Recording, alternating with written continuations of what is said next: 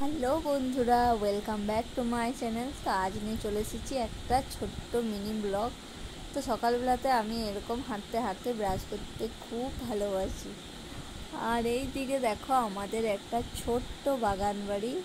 এখানে ধরেছে পেয়ারা, ওই দিকে ধরেছে লেবু। এই দেখো লেবু অনেক ধরেছে লেবু।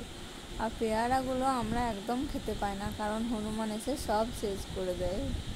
আর নানান ধরনের ফুলের দু একটা গাছ আছে। আর ওইদিকে আম গাছও আছে, এবছর আম ধরেছিল। তারপর আমি এদিকে ফ্রেশ হয়ে নিলাম, আর বাচ্চাটা আমার ঘুমাচ্ছিল। ও একটু দেরি করে ওঠে, কারণ অনেক রাত করে ও ঘুমায়, খুব দুষ্টুমি করে। তারপর ব্রাশ করার পর আমি একটু চা চাপিয়ে নিলাম আমার জন্য। আর কনিমা মানে আমাদের যে বাড়িতে একটু কাজে সাহায্য করে দেয় সকালবেলা। আর তারপর আমার বাচ্চার দিকে সাবু চাপিয়ে নিচ্ছি। দুধ এখন খাওয়ায় না, ও হজম করতে পারছে না, পায়খানা বমি কত রকম সমস্যা দেখা দিচ্ছে। তো তাই ডাক্তার বললো এখন 1 বছর হওয়া অবধি এখন বন্ধ রাখো। তাই সকালবেলায় আমি একটু হালকা করে সাবু করে নিচ্ছি, সাবুটাই সকালবেলায় খাওয়াই।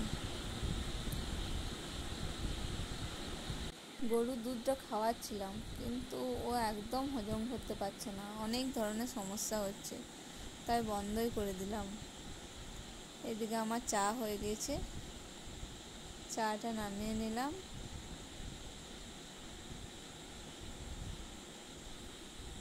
সকালবেলা আমরা লাল চা খেতেই বেশি ভালোবাসি।